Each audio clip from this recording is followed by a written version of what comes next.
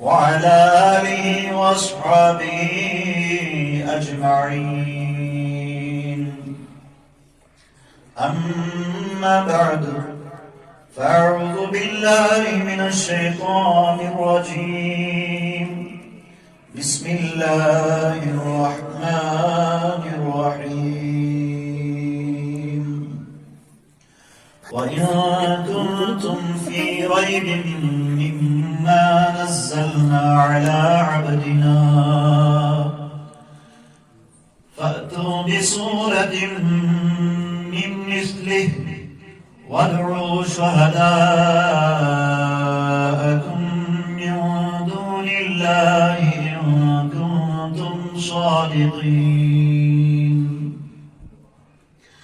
فإن لم تفعلوا ولن تفعلوا فاتقوا النار التي وقودها الناس والحجارة أعدت للكافرين.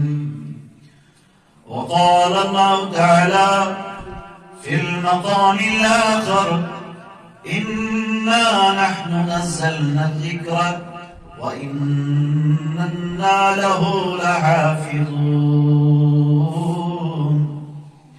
وقال الله تعالى في شان حبيبنا وحبيبه الكريم: إن الله وملائكته يصلون على النبي يا أيها الذين آمنوا صلوا عليه وسلموا تسليما.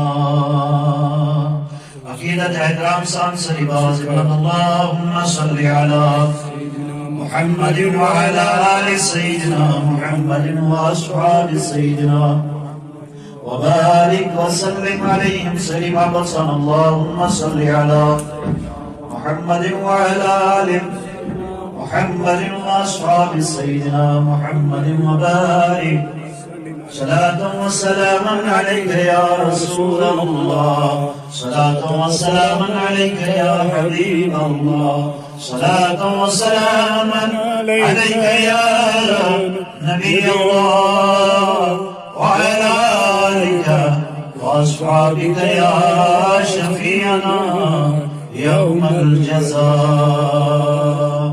آمنت بالله صدق الله مولانا علي العظيم، وبلغنا رسوله النبي الكريم، ونحن على ذلك لمن الشاهدين والشاكرين، والحمد لله رب العالمين. اے فرمان خدا، اے فرمان محمد، فرمان خدا فرمان نہ بدلا جائے گا. ہے فرمان محمد فرمان خدا فرمان نہ بدلا جائے گا. بدلے گا زمانہ لاکھ مگر قرآن نہ بدلا جائے گا. معزز و مکرم واجب عزت احترام و سر تعظیم بزرگ حضرات، نوجوانان ملت اسلامیہ، السلام علیکم ورحمۃ اللہ وبرکاتہ. وعلیکم السلام ورحمۃ اللہ وبرکاتہ. جزاکم اللہ احسن الجزاء. اللہ رب العزت اس کنچ بے حد تلا تعداد حمد و ثنا یہ وحدہ لا شریک پروردگار اس عزبیک لٹن پنس یا دربار صدر جمع کر اللہ رب العزت کرن سونجے وہاں گسن قبول. آمین. اس لا تعداد درود و سلام برذات آقای نامدار تاجدار عروجم سرور سینہ سردار مدینہ راحت قلب و سینہ فیض گنجینہ معطر پسینہ باعث سکینہ حضرت محمد عربی صلی اللہ تعالی علیہ وسلم. یہ امتی آسم شرف ایسی گناہگار حاصل جو چونکہ پتمی جمعہ اس خطاب کو یزن وقت ضرورت لہذا ضمنس اندر تو تر ذمہ داری من گئی ایسے تھوڑا لیٹ تھی نماز اور میں اس سے ونوتن کہ اس کی جمع کروں ات پہ گئی تھی تھوڑا دلیل اس پیش تاکہ اگر دیکھا جائے تو پچھلے جمعہ کا جو خطاب تھا اس خطاب میں ہم نے جو دلائل دیے ایسے افراد کے منہ بند کرنے کے لیے کافی ہیں کہ جو قرآن پر اعتراض کرتے ہیں، جو یہ کہتے ہیں کہ قرآن کی 26 آیات قرآن میں سے نکالی جائے۔ اس ملعون کو ہم نے پچھلے جمعہ دندان شکن جواب دیا، جیسا کہ وہ ایک انٹرویو میں کہتا ہے کہ گالی مت دو جواب دو، تو ہم نے ایسا جواب دیا کہ قیامت کی صبح تک اب ہمارے جواب کا جواب وہ نہیں دے سکتا۔ لیکن پھر بھی ہمیں محسوس ہوا کہ ہم اس پر اور مزید دلائل دیں، مزید گفتگو کریں، لہذا آج کا جو خطاب ہے اس کی بھی اکثریت جو ہے اس خطاب کی وہ اردو میں ہوگی، اور پھر اگلے جمعہ سے بالعموم جو ہم کشمیری میں خطاب کرتے ہیں ویسے ہی کریں گے انشاءاللہ تعالی۔ لیکن اس کے خطاب سے آسی بیت اکثریت تھوڑا آمیزش اردو ہوئی کہ اس کے ضرورت ہے ٹھیک ہے۔ اگر اس کوشچن پہ ٹھیک بات کرو آپ شو تمس تائن واتن خاطر تیلے ٹرانسلیٹ کرنے ضرورت تو وہ ہوگا نہیں ٹھیک ہے۔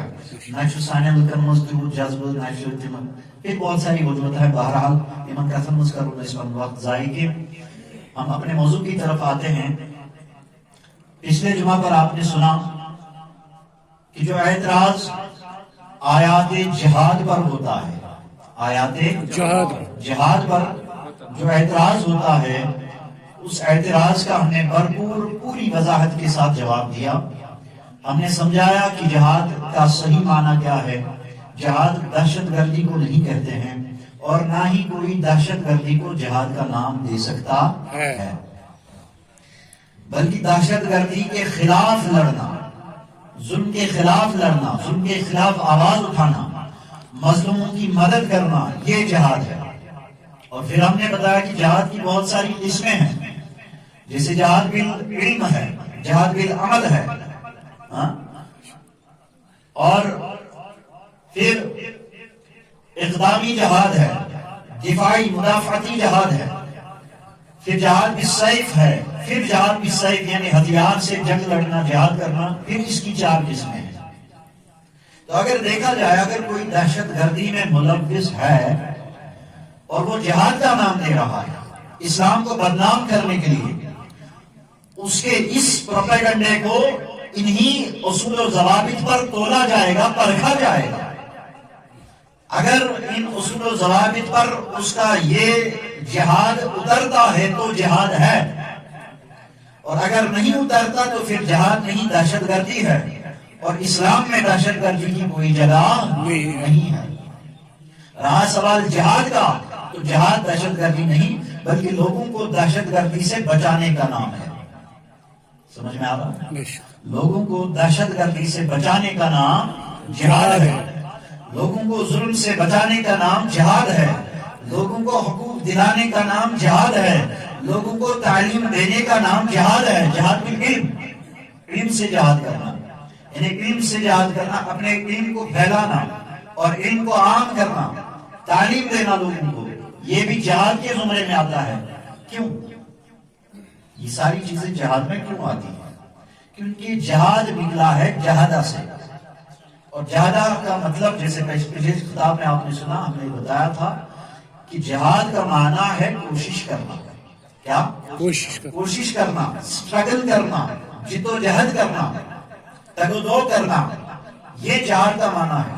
جہاد کا معنی قتل و غارت نہیں ہے، جہاد کا معنی کسی کو قتل کرنا نہیں ہے۔ اور پھر ہم نے یہ بھی کہا تھا کہ اگر جہاد کا معنی یہ ہوتا جیسے کہ وہ ملعون کہتا ہے کہ جہاد، یہ اپنے مدرسوں میں تعلیم دیتے ہیں کہ جہاں تمہیں کافر ملے اس کو قتل کر دو، اگر جہاد کا یہ معنی ہوتا تو ہم نے بطور اعتراض ایک اعتراضی جواب دیا تھا کہ اگر ایسا معنی ہوتا، اگر یہ بات صحیح ہوتی تو پھر مسلمانوں کی حکومت ہندوستان پر 800 سال تک رہی ہے، پھر تو 800 سال میں ایک ہندو بھی زندہ نہیں ہوتا اگر یہی معنی ہوتا، بلکہ 800 سالہ تاریخ میں سارے ہندو بھی سلامت، بلکہ ہندوؤں کی ہی تعداد زیادہ ہے، انہی کی پاپولیشن زیادہ ہے۔ تو یہاں سے پتہ چلتا ہے، یہ تو پریکٹیکل جواب ہے، یہاں سے پتہ چلتا ہے کہ دراصل اس جہاد ٹرم کو ایک تو کچھ لوگوں نے ہائی جیک کیا، اس کو مس انٹرپریٹ کیا، اس کو غلط تاثر میں غلط انداز میں پیش کیا، اور دوسرے اسلام دشمنوں نے اس جہاد ٹرم کو غلط استعمال کر کے اسلام کے خلاف پروپیگنڈا پھیلانا شروع کیا۔ اب آج کے خطاب میں جو دلائل ہم دیں گے وہ مزید اس بات پر ہوں گے، جیسے پچھلے خطاب کے آخر میں ہم نے دلائل دیے تھے کہ قرآن میں تحریف نہ ہوئی ہے نہ تحریف ہونا ممکن ہے، یعنی یہ دلیل کی کامانی قرآن اس میں زیادہ جو رد و بدل گمت نعوذ باللہ، جیسے کہ وہ ملعون کہتا ہے کہ یہ 26 آیتیں اللہ کی طرف سے نہیں ہے، یہ عمر فاروق اور ابو بکر صدیق نے اس میں ڈالی ہے، اس کا دعویٰ یہ ہے۔ تو ہم نے اس دعوے کا بھی جواب دیا پچھلے خطاب میں، آج مزید اس کا جواب دیں گے، مزید دلائل ہوں گے اس پر۔ تو لہذا مجبوری اس چیز کی ہے کہ ہم آج کا خطاب بھی اردو میں ہی کریں، تاکہ بات پوری دنیا تک جہاں جہاں اردو بولی جاتی ہے سب تک یہ بات پہنچے اور سب اس کی حقیقت کو سمجھیں۔ قرآن کی ایک آیت ہم نے جو پڑھی، اور پچھلے جمعہ پر بھی ہم نے یہی چیلنج دیا تھا کہ پوری دنیا میں اگر کوئی بھی یہ دعویٰ کرتا ہے کہ قرآن کی کوئی ایک آیت یہ اللہ کی طرف سے نہیں، یا قرآن کی کوئی سورت اللہ کی طرف سے نہیں، یہ اس میں داخل کی گئی ہے، تو اس کا جواب اللہ فرماتا ہے قرآن میں، جیسا کہ یہ معلوم کہتا ہے یہ 26 آیتیں قرآن کی نہیں ہے، اس کو ڈالا گیا ہے قرآن میں، اس کو داخل کیا گیا ہے قرآن میں۔ تو ہم نے آپ کو سمجھایا تھا اس کا یہ مطلب ہے کہ باقی قرآن کو یہ اللہ کا کلام مانتا ہے۔ تو کیا سمجھے وہاں؟ سمجھا جی وہاں؟ بے شک بے شک بے شک اردو پیٹھن کی بات کرا مگر مجبوری سے اردو پیٹھن کی بات کریں آج ضروری۔ اس کا سیدھا سادہ مطلب ہے کہ اگر وہ کہتا ہے یہ 26 آیتیں قرآن میں داخل کی گئی ہیں، اس کا سیدھا سادہ مطلب ہے کہ باقی قرآن کو وہ اللہ کا کلام مانتا ہے۔ تو قرآن میں اللہ کا فرمان ہے اِنَّا نَحْنُ نَزَّلْنَا الذِّكْرَ وَإِنَّا لَهُ لَحَافِظُونَ، کہ یہ سارا قرآن ہم نے نازل کیا ہے اور اس قرآن کی حفاظت بھی ہم ہی کریں گے، اس قرآن کی حفاظت بھی ہم ہی کریں گے، اس کی حفاظت ہمارے ذمہ ہے، اس قرآن میں کوئی رد و بدل نہیں کر سکتا۔ یاد رکھیں ایمانیات میں یہ بات بھی داخل ہے کہ ہم اللہ پر ایمان لائیں، اللہ کے سارے رسول پر ایمان لائیں، اور محمد رسول اللہ صلی اللہ علیہ وسلم کو خاتم النبیین جانیں اور رسولوں میں سے سب سے افضل جانیں، اور پھر ساری کتابوں پر ایمان لائیں۔ اللہ نے جتنی بھی کتابیں نازل کی ہیں جن میں مشہور ترین 4 کتابیں ہیں، ساری کتابوں پر ہمارا ایمان ہونا چاہیے۔ اس میں توریت ہے، زبور ہے، انجیل ہے اور قرآن ہے۔ اب سوال یہ ہے کہ باقی جو 3 کتابیں قرآن سے پہلے نازل کی گئی ان کی حفاظت کا ذمہ اللہ نے نہیں لیا تھا، ان کی حفاظت کا ذمہ اللہ نے نہیں لیا تھا۔ کیوں نہیں لیا تھا؟ کیونکہ اللہ کے علم میں پہلے سے تھا کہ مجھے ایک حتمی شریعت نازل کرنی ہے، مجھے ایک آخری قانون نازل کرنا ہے، مجھے ایک آخری کتاب نازل کرنی ہے، جو کتاب پوری انسانیت کے لیے قیامت کی صبح تک رہنمائی کرتی رہے گی، ہر مقام پر ہر فیلڈ میں رہنما بنے گی وہ کتاب، اور وہی قانون آخر ہوگا۔ لہذا ان باقی کتابوں کی حفاظت کا ذمہ اللہ نے نہیں لیا، اور جب قرآن کی باری آئی تو قرآن کی حفاظت کا ذمہ اللہ نے لے لیا، اور اعلان فرمایا اِنَّا نَحْنُ نَزَّلْنَا الذِّكْرَ وَإِنَّا لَهُ لَحَافِظُونَ، کہ بے شک ہم نے یہ قرآن نازل کیا۔ لوگوں شک و شبہات میں اپنے ذہن کو خراب کرنے والوں، ہم نے قرآن نازل کیا ہے، اس میں شک و شبہ کی کوئی گنجائش نہیں ہے. ذالک الکتاب لا ریب فیہ، یہ وہ کتاب ہے کہ جس میں ذرہ برابر شک کی گنجائش نہیں ہے،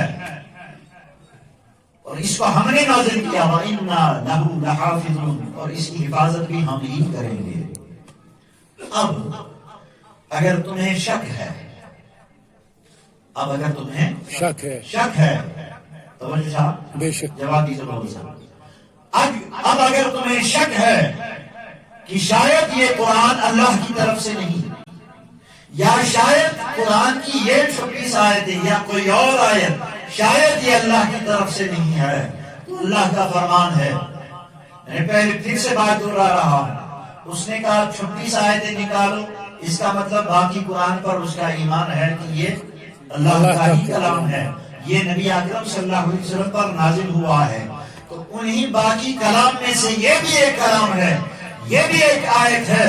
اللہ فرماتا ہے وَإِن كُنتُمْ فِي رَيْبٍ مِّمَّا نَزَّلْنَا عَلَىٰ عَبْدِنَا، اگر تم شک میں ہو، اگر تمہیں شبہ ہے، اگر تمہیں شک ہے مِّمَّا نَزَّلْنَا عَلَىٰ عَبْدِنَا، کہ جو کچھ ہم نے اپنے بندے خاص محمد رسول اللہ صلی اللہ علیہ وسلم پر نازل فرمایا، اس پر اگر تمہیں شک ہے کہ یہ شاید اللہ کا کلام نہیں، یا تمہیں شک ہے کہ یہ صحیح نہیں، تو پھر فَأْتُوا بِسُورَةٍ مِّن مِّثْلِهِ، پھر اس جیسی ایک صورت بنا کر لاؤ، پھر اس جیسی ایک صورت بنا کر لاؤ. Geliyor aksur bandırıyor.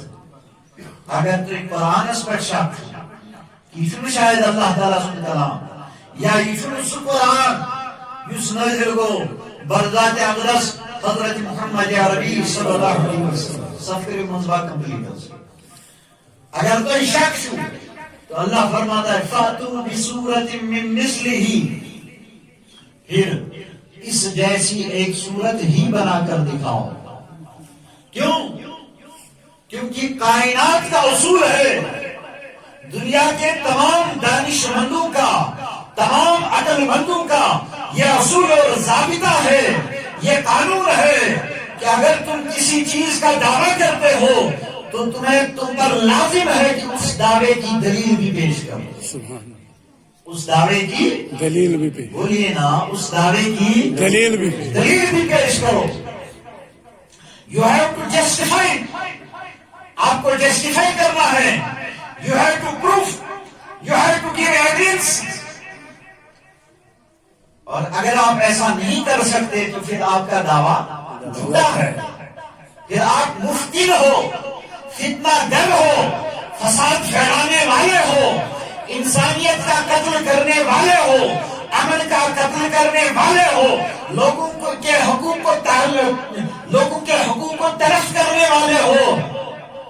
اور پھر ہندوستان کے آئین کی تو کیا ہی بات ہے. There are 6 fundamental rights in Indian Constitution, written fundamental rights. 6 بنیادی حقوق، پھر ان کی الگ الگ شکل ہے، الگ الگ سیکشنز ہیں، اور ان میں سے فریڈم آف ریلیجن ہے. فریڈم آف ریلیجن یہ انڈین کانسٹیٹیوشن میں درج ہے. لہذا ہم ہندوستانی حکومت سے ایک گزارش کرنا چاہتے ہیں کہ فنڈامنٹل رائٹس میں فریڈم آف ریلیجن ہے، ساتھ ہی فریڈم آف ایکسپریشن بھی ہے. فریڈم آف ایکسپریشن بھی ہے. But the freedom of expression doesn't mean to violate the freedom of religion, to violate the rights of life, freedom to live, right to live, freedom of religion. اس کا یہ مطلب نہیں ہے کہ اگر ہندوستانی قانون آپ کو یہ آزادی دیتا ہے کہ آپ اپنے جذبات اور اپنے خیالات کا اظہار کر سکتے ہیں، لیکن اس کا یہ مطلب نہیں بنتا کہ آپ کسی کے مذہب پر، کسی کے دین پر حملہ کریں، کسی کی ذاتی زندگی پر حملہ کریں، کسی کی عزت کو اچھالیں، کسی کا جینا مشکل کر دیں، یہ فریڈم آف ایکسپریشن کا مطلب نہیں ہے۔ تو اب اللہ نے فرمایا وَإِن كُنتُمْ فِي رَيْبٍ مِّمَّا نَزَّلْنَا عَلَىٰ عَبْدِنَا فَأْتُوا بِسُورَةٍ مِّن مِّثْلِهِ، تمہارا دعویٰ ہے کہ یہ 26 آیتیں اللہ کا کلام نہیں ہے۔ آپ کو سمجھ میں آ رہا؟ سمجھ رہا جی؟ اردو کیا آہستہ کا کچھ آسان اردو کا، میں آسان اردو میں بتا رہا ہوں۔ اور پھر سے بتاؤں کہ آج کا یہ خطاب اردو میں ہی ہوگا کیونکہ مجبوری ہے۔ اب پھر سے یہ اصول سن لو، اصول یہ ہے، قانون یہ ہے کہ جو دعویٰ کرے عقل کا تقاضا ہے کہ وہ اپنے دعویٰ پر دلیل بھی پیش کرے۔ شاباش، تھوڑا زور سے جواب دیجیے، اپنے دعویٰ پر دلیل بھی پیش کرے، یہ قانون ہے۔ اب اس خبیث نے دعویٰ کیا کہ قرآن میں یہ 26 آیتیں یہ نبی اکرم صلی اللہ علیہ وسلم پر نازل نہیں ہوئی ہیں، اس کو بعد میں داخل کیا گیا، نعوذ باللہ، یہ سفید جھوٹ ہے۔ لیکن ہم پھر بھی بتا رہے ہیں کہ اگر تم سچے ہو تو آپ ثابت کرو۔ اور اللہ فرماتا ہے اگر تمہیں شک ہے، شبہ ہے، اگر آپ ڈاؤٹ میں ہو کہ یہ 26 آیتیں اللہ کا کلام نہیں، یہ نبی پر نازل نہیں ہوئی، تو فَأْتُوا بِسُورَةٍ مِّن مِّثْلِهِ، اللہ نے طریقہ بھی بتا دیا کہ تم اپنے دعوے کو کیسے ثابت کر سکتے ہو۔ دعویٰ ثابت کرنے کے لیے تمہیں کیا کرنا ہوگا؟ اللہ نے یہ اعلان فرمایا کہ فَأْتُوا بِسُورَةٍ مِّن مِّثْلِهِ، پھر قرآن میں 114 سورتیں ہیں۔ کتنی؟ 114 14 سورة قرآن کیا؟ 14 شکل باقی صحیح جواب 14 سورة قرآن 114 سورتیں، 114 chapters are there in Quran۔ اللہ فرماتا ہے 114 سورتیں تو بڑی بات ہے، تم اگر دعویٰ کرتے ہو، قرآن پر شک و شبہات کرتے ہو، قرآن پر انگلی اٹھاتے ہو، تو نادانو پھر قرآن جیسی ایک سورت ہی لا کر دکھاؤ، قرآن جیسی ایک سورت بنا کر دکھاؤ، ایک سورت لا کر دکھاؤ، ایک چیپٹر بنا کر دکھاؤ۔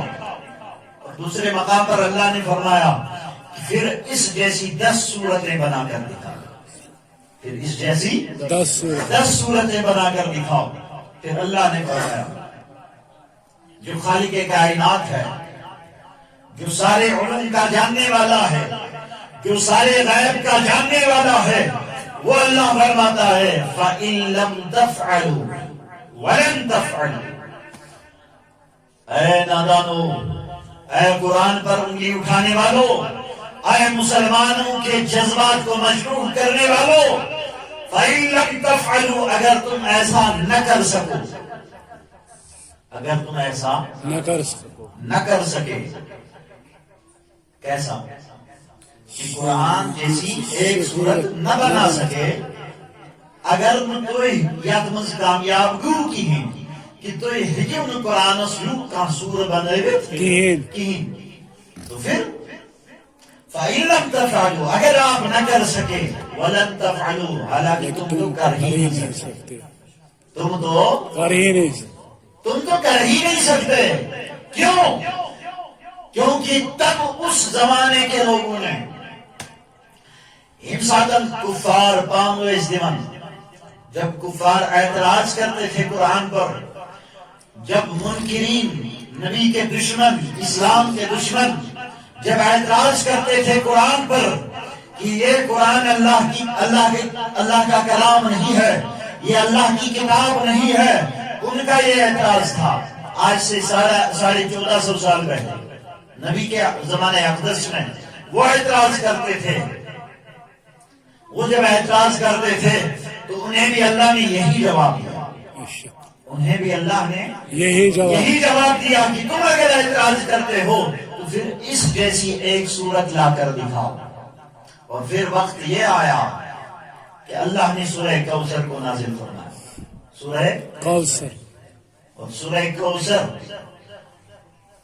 آیات کے اعتبار سے قرآن کی سب سے چھوٹی سورت ہے. قرآن کا سب سے چھوٹا چیپٹر ہے سورہ الکوثر. انا اعطیناک الکوثر فصلی لربک وانحر ان شانئک هو الابتر. بس یہ 3 آیتیں ہیں. 3 آیتوں کی ایک سورت ہے. جب اللہ نے اس کو نازل کیا، اب عرب کا یہ عالم تھا کہ عرب میں بڑے بڑے فصحاء تھے، بڑے بڑے لٹریچر کو جاننے والے تھے، بڑے بڑے ادیب تھے جنہیں اپنی فصاحت و بلاغت پر ناز تھا، اپنے کلام کرنے کی استطاعت پر ناز تھا، اپنے بول چال پر ناز تھا.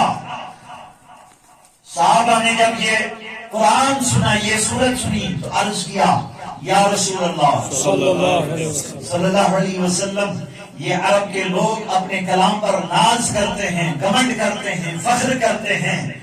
اے ہمارے محبوب، آج ہمیں بھی اجازت ہو یہ جو شان والا کلام اللہ نے نازل کیا، ہم اس کو خانہ کعبہ کے دروازے پر چسپاں کر دیں. نبی نے اجازت دے دی صلی اللہ علیہ وسلم. جب اجازت ملی، یہی جو ناز کرتے تھے اپنے بولنے پر، اپنی فصاحت و بلاغت پر جو ناز کرتے تھے، وہ جب آخر پڑھنے لگے انا اعطیناک الکوثر فصلی لربک وانحر ان شانئک هو الابتر، ایک ایک آتا جا رہا ہے، پڑھتا جا رہا ہے، اور لاسٹ پہ مجبور ہو گئے ما ھذا کلام البشر، ما ھذا کلام البشر. وہ اس اعلان کے کرنے پر مجبور ہو گئے، وہ کہنے پر مجبور ہو گئے کہ قسم خدا کی یہ تو بشر کا یعنی انسان کا کلام ہو ہی نہیں سکتا. یہ تو انسان کا کلام ہو ہی نہیں سکتا. کیوں؟ اس کی فصاحت، اس کی گہرائی، اس کی بلاغت، اس کے اسرار و رموزات یہ اس بات پر دلالت کرتے ہیں کہ کسی انسان کے بس کی بات ہی نہیں کہ وہ ایسا کلام کرے. کسی انسان کے بس کی بات ہی نہیں ہے. اللہ نے اسی لیے فرمایا وَادْعُوا شُهَدَاءَكُم مِّن دُونِ اللَّهِ، اپنے جو گواہ ہیں تمہارے، ان گواہوں کو بھی لاؤ. تو جو تمہاری حمایت کرنے والے ہیں ان کو بھی بلاؤ. یہ نہیں کہ تم اکیلے اس کام پر لگ جاؤ کہ میں قرآن جیسی ایک سورت بناؤں. اللہ نے ایسا چیلنج دیا. اللہ کے چیلنج کا یہ معنی ہے کہ پوری دنیا جمع ہو جائے، پوری دنیا جمع ہو جائے، پوری دنیا جمع ہو جائے، پوری دنیا کے منکرین قرآن جمع ہو جائیں، معترضین قرآن جمع ہو جائیں. ساری دنیا میں عالمی سطح پر یہ کام شروع کیا جائے کہ ہم قرآن جیسی ایک سورت بنا لیں. اللہ فرماتا ہے پوری دنیا بھی اگر ملے تو بھی نہیں بنا سکتے، تو بھی نہیں بنا سکتے. اب اس کی کیا وجوہات ہیں؟ اس کی کیا وجوہات ہیں؟ اس کی کیا وجوہات ہیں؟ قرآن چونکہ یاد لکھ ورکن پر نازل کے، قرآن اوراق پر لکھا ہوا نازل نہیں ہوا، بلکہ جیسے جیسے نازل ہوا ویسے ویسے لکھا گیا. جیسے جیسے نازل ہوا ویسے ویسے لکھا گیا اور اس کو یاد کیا گیا. لیکن اوراق پر یا کتابی صورت میں آسمان سے یہ نازل نہیں ہوا، آسمان سے یہ نازل نہیں ہوا. اب بات سمجھنے کی یہ ہے کہ یہ قرآن لکھا ہوا نازل نہیں ہوا، بلکہ نازل ہوا صوتی یہ جو ہے پروسیس میں، صوتی پروسیس میں. کبھی نبی اکرم صلی اللہ علیہ وسلم نے فرمایا کسلسلۃ الجرس، گھنٹی جیسی آواز سنائی جاتی ہے. کبھی جبریل امین آ کر نبی اکرم صلی اللہ علیہ وسلم کے دربار میں حاضر ہوتے اور عرض کرتے یا رسول اللہ صلی اللہ علیہ وسلم آج اللہ نے یہ کلام نازل کیا ہے، اور وہ پڑھتے تھے نبی اکرم صلی اللہ علیہ وسلم کے سامنے. کہنے کا مطلب یہ ہے کہ ایک ایسی کتاب جو کہ لکھی ہوئی نازل نہیں ہوئی بلکہ صوتی نازل ہوئی ہے، اور اس کو لکھا گیا ہے. پھر اس کتاب میں یہ اہتمام ہو کہ جتنی دفعہ جنت کا ذکر ہے اتنی ہی دفعہ جہنم کا ذکر ہے، جتنی دفعہ ملائکہ کا ذکر ہے اتنی ہی مرتبہ شیاطین کا ذکر ہے، جتنی مرتبہ دنیا کا ذکر ہے اتنی ہی مرتبہ آخرت کا ذکر ہے. کوئی انسان کتاب لکھے پھر اس میں اگر دو آسان سے لفظ میں اور تم ہم عام زندگی میں کتنی بار دن میں استعمال کرتے ہیں؟ کوئی گنتا ہی نہیں. کتنی بار ہم استعمال کرتے ہیں. اگر کوئی بندہ کتاب لکھے اور پھر اس کتاب میں اور تم یہ دو لفظ استعمال کرے تو کیا وہ شمار کر سکتا ہے بلا قصد کہ میں کتنی بار لکھا اور تم کتنی بار لکھا؟ جب تک کہ وہ اس چیز کا اہتمام نہ کرے تب تک وہ یہ نہیں کر سکتا. اور پھر اگر وہ اہتمام بھی کرے تو پھر میں اور تم کی ہی تو بات نہیں ہے نا. کتاب میں صرف میں اور تم ہی تو نہیں ہوگا نا، کتاب میں اور بھی باتیں ہوں گی. ہر بات کا ضد اپوزٹ متضاد جتنی دفعہ یہ ذکر آئے اتنی ہی دفعہ متضاد ذکر بھی آ جائے. یہ کسی انسان کے بس کی بات نہیں ہے. اور پھر قرآن میں وہ ان علوم کا بیان ہوا جو علوم آج کی صدی میں لوگوں کو پتا چلے.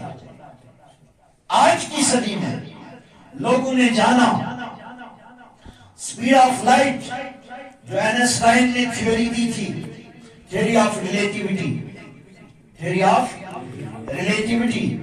جو اینسٹائن نے تھیوری دی. یہ تھیوری کب آئی؟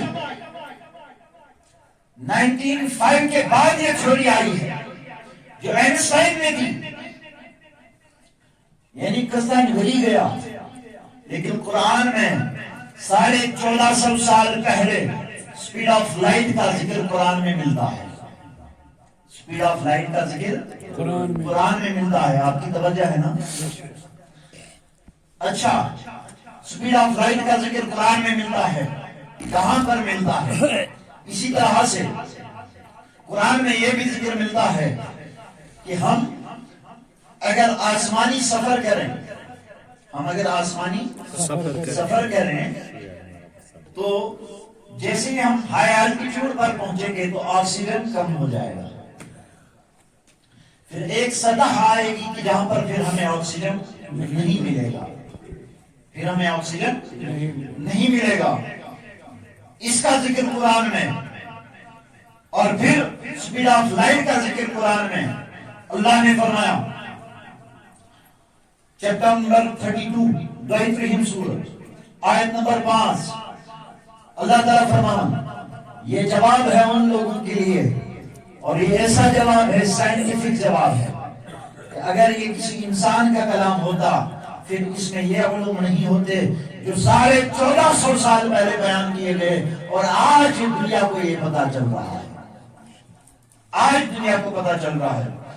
اللہ نے فرمایا يدبر الأمر من السماء إلى الأرض ثم يعرج إليه في يوم كان مقداره 1000 سنة مما تعدون.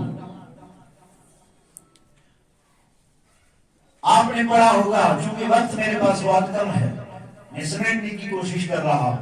پڑھے لکھے نوجوانوں نے پڑھا ہوگا یہ جو سولر سسٹم ہے، پھر اس کی روٹیشن، ریولیوشن، اس کو پڑھا ہوگا آپ نے. اس کے بارے میں اللہ نے قرآن میں بیان فرمایا کہ جو لیونر کیلنڈر کے مطابق چاند اپنی گردش مکمل کرتا ہے وہ 12,000 lunar orbits ہوتے ہیں. 12,000 lunar orbits of Earth's days. اور اس کو اللہ نے قرآن میں بیان فرمایا يُدَبِّرُ الْأَمْرَ مِنَ السَّمَاءِ إِلَى الْأَرْضِ ثُمَّ يَعْرُجُ إِلَيْهِ فِي يَوْمٍ كَانَ مِقْدَارُهُ أَلْفَ سَنَةٍ مِمَّا تَعُدُّونَ.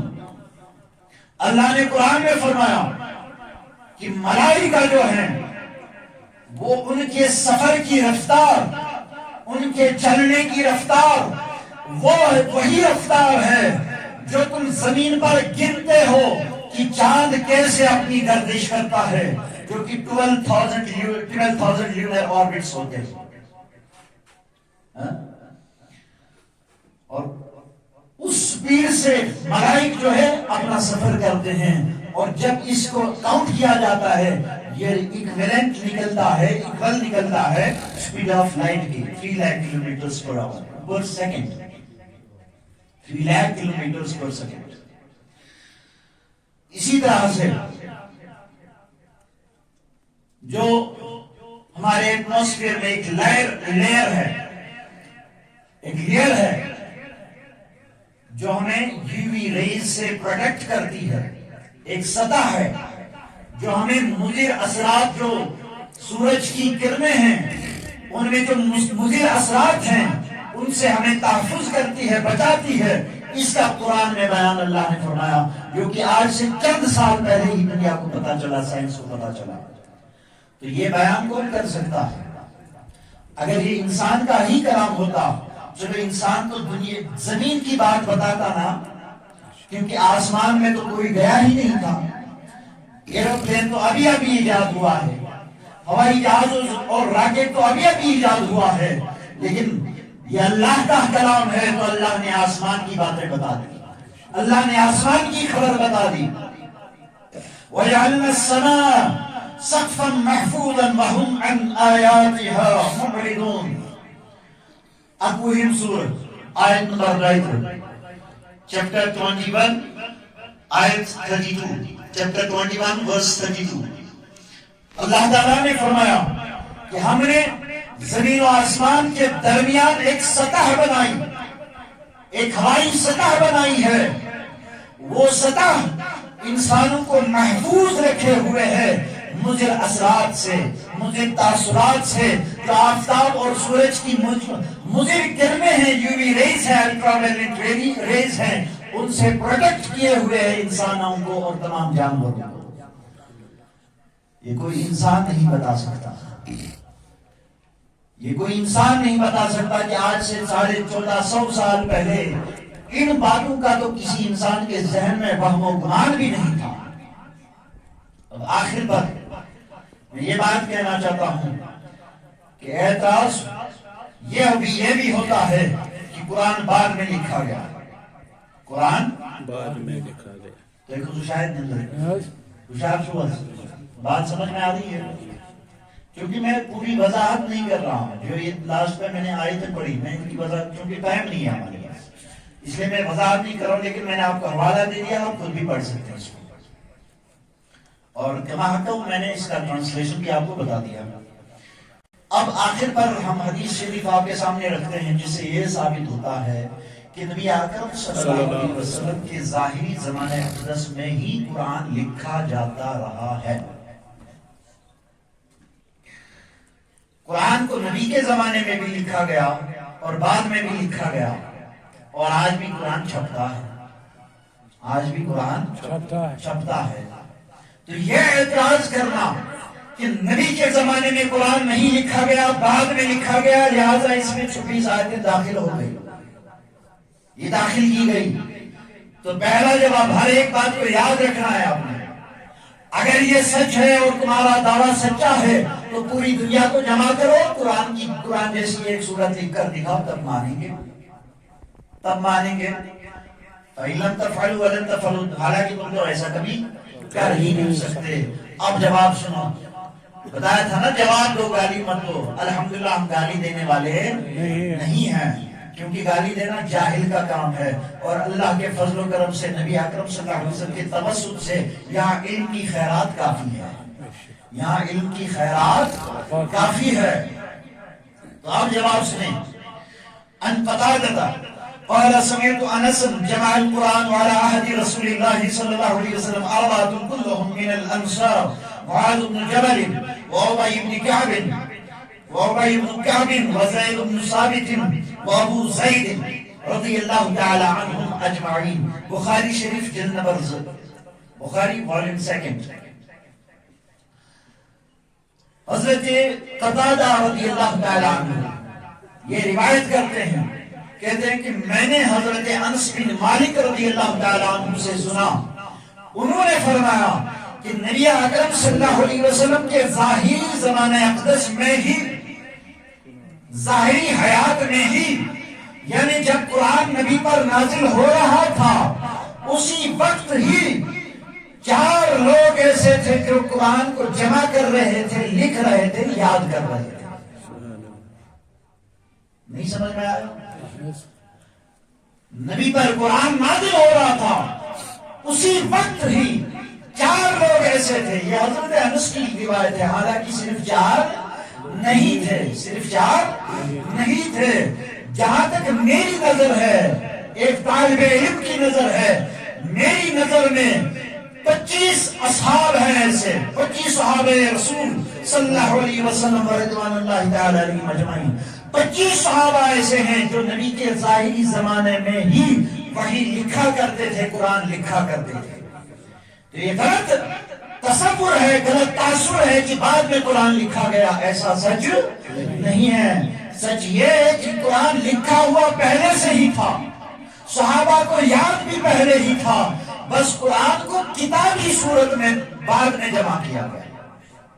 لکھا پہلے سے ہی تھا، لکھا پہلے سے ہی تھا.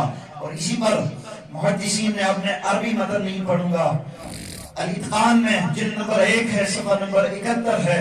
اسی طرح فتح الباری میں ہے، فتح الباری شرح صحیح بخاری، اس میں بھی ہے. میں اب عربی متن نہیں پڑھوں گا کیونکہ وقت ہوا.